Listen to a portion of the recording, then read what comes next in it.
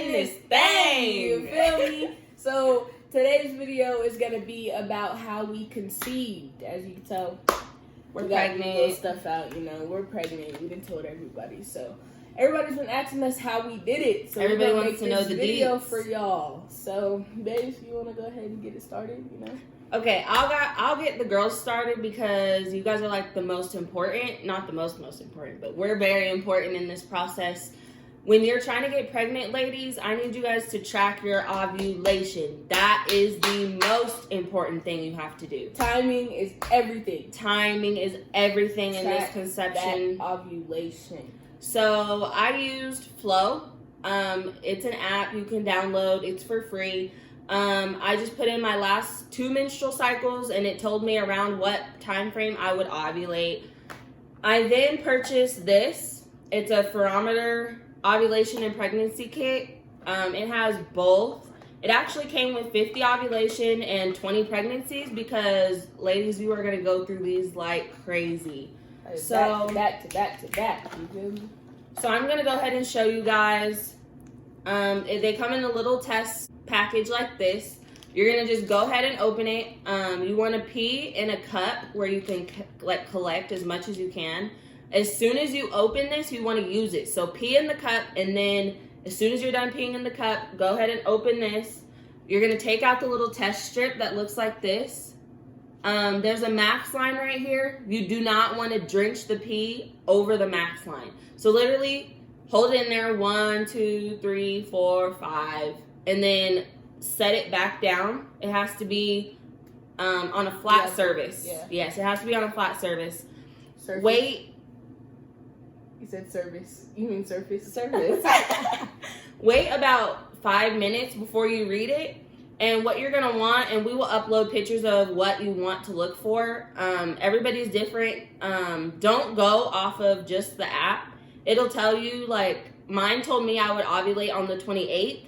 I didn't peak until the 31st or the 30th.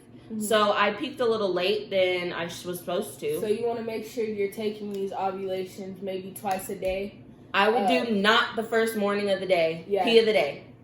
That it's not like the pregnancy test. Like the pregnancy test, you want to take it the first pee in the morning to make sure you have the ACG, all the HCG hormone. So this one you don't want to do that because it's not going to have the amount that you need to show you.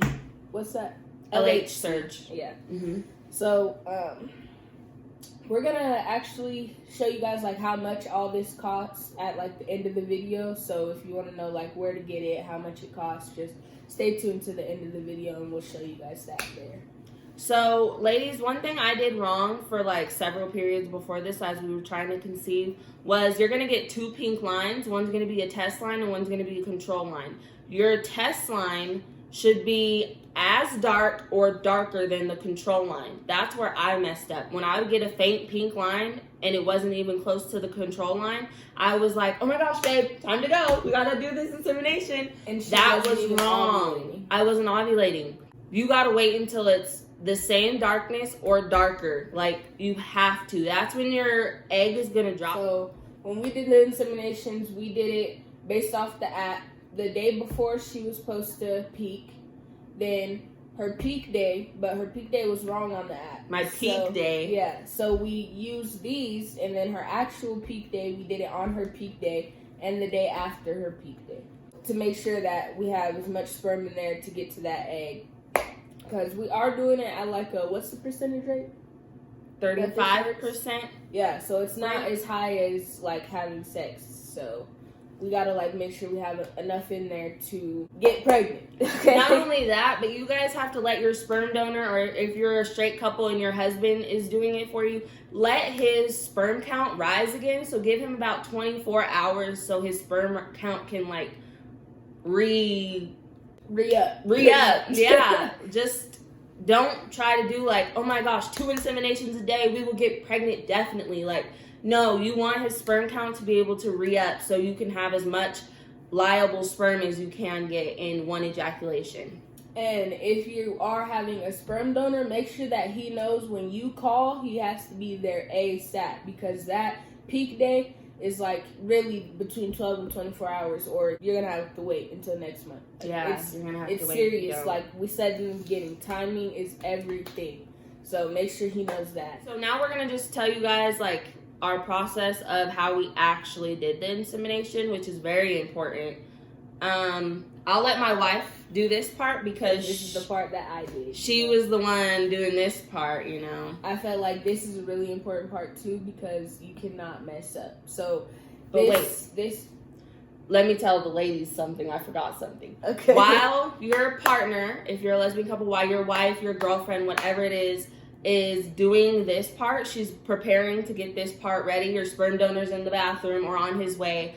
Ladies, the ones that are trying to get pregnant, do me a favor and just lay down. Lay down. Just be calm. Just don't think about anything. Put on some music, meditation music. Just go lay down while she is like stressing to get everything ready to get put inside of you. Just relax, chill, think good, positive vibes, manifest that baby is gonna come, speak it into existence, and lay down with your hips a little elevated. She put one big pillow underneath my hips where I was literally like this, and I just laid there waiting for her to come in and say, okay, time to put this stuff in. So that's important. So first you put the pre-seed in. You want to have this in 15 minutes before you put the sperm in her. So you want to take this, open it. It comes with like 3 or 4 of these little syringe things. And they have a screw, so you screw it onto there. Make sure it's tight where nothing can slip out or anything. Then you're going to turn it upside down. It has like 1G, 2G, 3G, 4G. We used 2G when it wasn't her peak, and then 3G when she was at her peak to like really help those sperm swim. So you're gonna push it and pull it, and it's clear, so you won't like really like tell as soon as it comes out. But then when you like make it longer, you'll be able to see. So after you do that, you're gonna take it out, hold it up like this, that way none of it falls out, but don't let this like go and like collect air. Then you're gonna put it in her at an angle to where you can get it at her cervix, and then squeeze it in, but slowly. Don't like jam it in there. You gotta be gentle, you know. So like slowly squeeze the pre-seed into her. Now for the TMI, like it's key, but it's a little bit TMI. Okay, so when he gets there, as soon as he gets there, he's gonna go in his bathroom and do his thing, right? Whatever. So while he's doing that, you have to either you yourself, the lady who's trying to get pregnant, you have to make yourself orgasm. One orgasm before. Then when he's done, after I put it in her, then she had to orgasm again. That way, because like naturally when you're supposed to conceive, she would have been orgasming while he was. And when you orgasm, your cervix opens. So when your cervix opens, the sperm goes through your cervix. It's easier to get to the egg. So she orgasmed 3 times: before, during, and after. These are what we provided for our sperm donor to use. They're actually soft cut menstrual discs. Usually women use them for their period, but you don't have to. This works perfect for at-home inseminations. So my beautiful wife over here, she opened one of these, and it's okay to open them. Like, he doesn't have to open them right before he ejaculates into this. He can open it now. We just opened it, and you want to make sure you have it the right way. So there's like the pink rim. If you look at it, it literally naturally goes in one way. You do not want the clear part or the plastic little clear part to be the wrong way. So you don't want it inside where there's double against the pink rim. Yeah, so literally you can see the plastic folding over the pink part. Yeah. You don't want it to be folding over. You want it to be like the pink, and then under the pink is where the plastic starts. So we put this into a cup, like set it on a cup, so like he didn't have to hold it like this. It was easier for him. And then he did what he did in the cup, and then we closed it, and he handed it to us. And you want to leave the sperm sitting in there, like not exposed to oxygen. You want to have it covered until the sperm liquefies. If it's already about 5 to 10 minutes. Yeah, if it's already liquefied, like it's naturally liquidy, then you want to just right away put it in there. But if it's like sticky or like clumpy, not like clumpy, that sounds weird, but like if it's not if it doesn't look liquidy, then like you're gonna let it sit for 10 to 15 minutes. And then after that, while she's up with her legs up and everything. At this point, yeah, my legs are no longer like this. At this point, you want to put your legs like all the way up, as far as you can. Hold them up there as long as you can. Your feet will fall asleep, ladies, but it is the bundle of joy is worth it. Okay. So what you want to do is when you have the sperm in here, you're going to squeeze the cup like this and slide it in, but you want to like put it at an angle so it goes towards her cervix, and just pinch and slide until it's in there. And when it's in there, you'll feel it, like whoever's putting it in, you'll feel it like go like fit like perfectly to around her cervix. But after you put it in, you want to make sure that it's around her cervix. So to make sure that it's around her cervix, you're going to go in with your fingers and fill the plastic part up. And if you feel like a round like circle is it right on top, then you're right there at her cervix where it should be. After that, you're going to leave it in overnight. So don't let her like get up. Well, she can get up, pee, whatever she has to do, but literally lay back down. Like, don't go to the gym and don't go to the movies. Like, don't try to like do this insemination and then go out and do stuff. Yeah. You literally can go pee. You can make you some more food if you're hungry after the insemination, but literally lay back down. You do not have to lay down with your legs in the air longer than 30 minutes. You can lay normal. Lay like you want to lay. It barely feels like there's anything in there as soon as it gets where it should be. It feels normal and comfortable. So you're good, but lay down. Yeah, so she laid down. She went to sleep. We did this right before she went to sleep. So she laid down and she went to sleep. The next morning, take it out. There's going to be some stuff in there. As long as it doesn't look like what went in, then you're fine. Pretty good. You got all the sperm. Like, it'll be left over from the pre-seed. We will also upload the video of what ours looked like. When I was looking at how to do a successful insemination and people told us the steps that they took to do it, nobody told me what it should look like coming out. And that was my biggest question, because I felt like, oh my gosh, like that's still so like a lot coming out. But we will upload a picture so you guys can see. And also, something my wife forgot to say is you cannot leave these soft discs in longer than 12 hours. It'll cause vaginal issues for you if you leave this same one disc in longer than 12 hours. So no longer than 12 hours. If you have to set an alarm, do that. Just make sure when you wake up, it hasn't been any longer than 12 hours. And you take it out immediately. So after that, we waited the 2 weeks. We didn't wait the whole 2 weeks. We found out actually 3 days early. So we found out at 12 days past ovulation. No, 11 days past ovulation. We found out a little early. Yeah.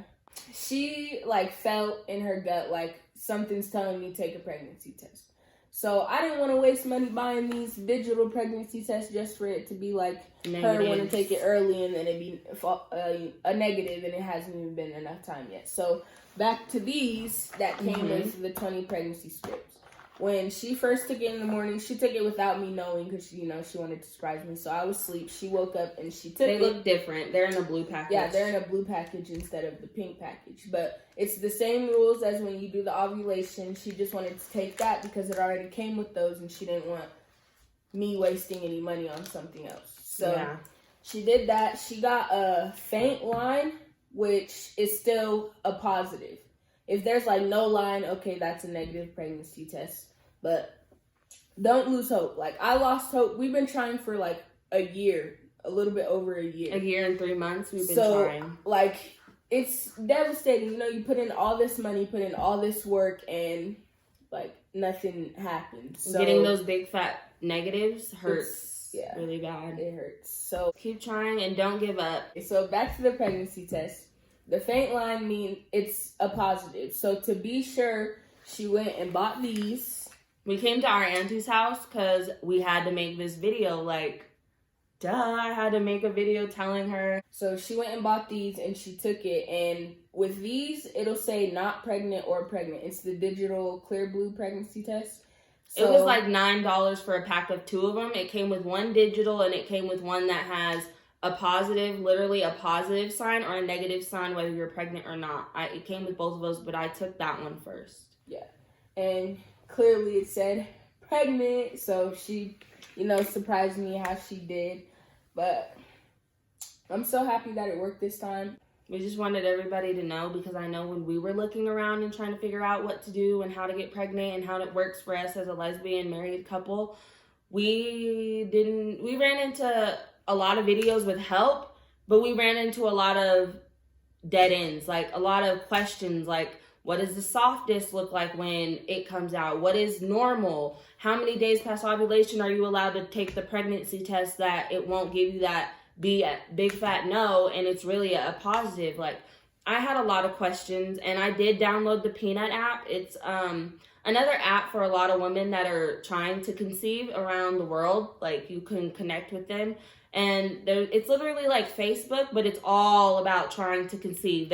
You can ask questions and women can give you what they went through with it. But I just think, like, when you need all that extra support, that is a great app for mothers who are trying to conceive or are pregnant now. It is also a good app just to use for that too. We hope we helped you guys out with this video, and stay tuned for more videos. We got some more coming. So bye guys. Yeah.